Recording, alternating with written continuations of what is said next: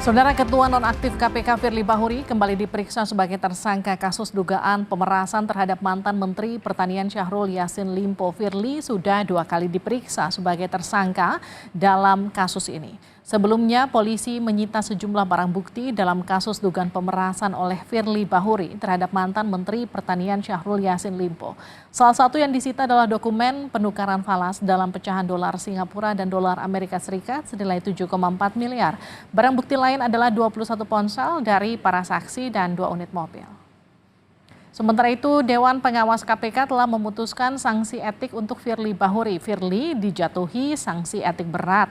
Dewas KPK meminta Firly mundur dari pimpinan KPK. Pelanggaran etik tersebut mengenai pertemuannya dengan mantan Mentan Syahrul Yassin Limpo, penyembunyian sejumlah data dalam mengisi laporan harta kekayaan penyelenggara negara, dan penyewaan rumah di Kertanegara, Jakarta Selatan. Setelah Dewas KPK meminta Firly mengundurkan diri, apakah Firly juga akan ditahan setelah pemeriksaan hari ini? Kita akan bahas setelah informasi ini. Persiapannya gimana, Pak? Dewan Pengawas Dewas KPK menjatuhkan sanksi berat kepada Ketua Nonaktif KPK Firly Bahuri. Dewas KPK menyatakan Firly terbukti melanggar kode etik dan pedoman perilaku terkait pertemuan dengan mantan Menteri Pertanian Syahrul Yassin Limpo. Dewas KPK meminta Firly mengundurkan diri dari jabatannya sebagai pimpinan KPK. Menjatuhkan sanksi berat kepada terperiksa berupa diminta untuk mengajukan pengunduran diri sebagai pimpinan KPK. Mengumumkan putusan ini pada media jaringan milik komisi yang hanya dapat diakses oleh insan komisi dan atau lainnya sesuai dengan peraturan Dewan Pengawas tentang penegakan kode etik dan kode perilaku. Sementara anggota Dewas KPK Albertina Ho mengungkapkan adanya pertemuan dan komunikasi Firly Bahuri dengan ex-Menteri Pertanian Syahrul Yassin Limpo yang berlangsung beberapa kali. Albertina mengatakan Firly Bahuri juga melakukan komunikasi dengan Syahrul Yassin Limpo melalui aplikasi WhatsApp merujuk pada hasil tangkapan layar. Bahwa terperiksa kenal dan pernah melakukan komunikasi dengan saksi Syahrul Yassin Limpo, namun terperiksa tidak ingat lagi apa yang pernah terperiksa komunikasikan. Terperiksa juga tidak ingat kapan terakhir melakukan komunikasi dengan Syahrul Yassin Limpo karena nomor terperiksa dibajak. Bahwa terhadap percakapan antara terperiksa dengan saksi Syahrul Yassin Limpo tanggal 23 Mei 2021 yang diperlihatkan kepada terperiksa dalam pemeriksaan, pada pokoknya terperiksa menyampaikan bahwa terperiksa tidak mengenal percakapan dimaksud.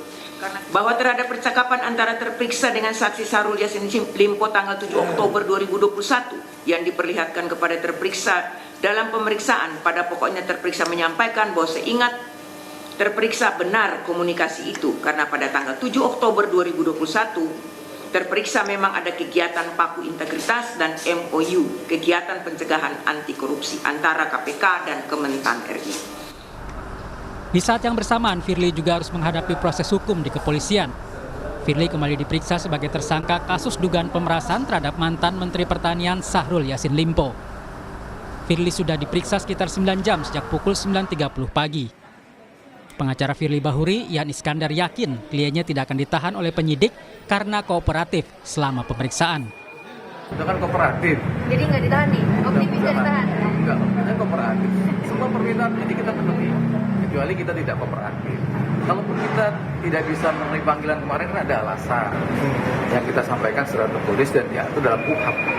Boleh saja kan? Mantan penyidik KPK Yudi Purnomo Harahap menyebut sudah waktunya penyidik Polda Metro Jaya menahan Firly Bahuri karena bukti-bukti sudah mencukupi. Yudi menambahkan biasanya tersangka korupsi selalu ditahan sebelum berkas perkaranya dilimpahkan ke jaksa.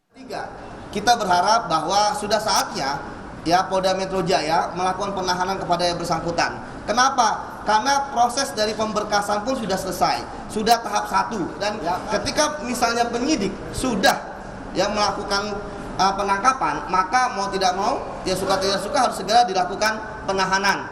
Kenapa? Karena kita tahu bahwa kasus korupsi itu selalu dilakukan penahanan sebelum dia dilimpahkan ke kejaksaan atau P21. Dalam kasus dugaan pemerasan Syahrul Yassin Limpo, Firly Bahuri telah diperiksa 4 kali oleh polisi. 2 diantaranya saat masih berstatus sebagai saksi. Sementara 2 lainnya setelah Firly ditetapkan sebagai tersangka, yakni pada tanggal 1 dan 6 Desember lalu. Tim Liputan Kompas TV.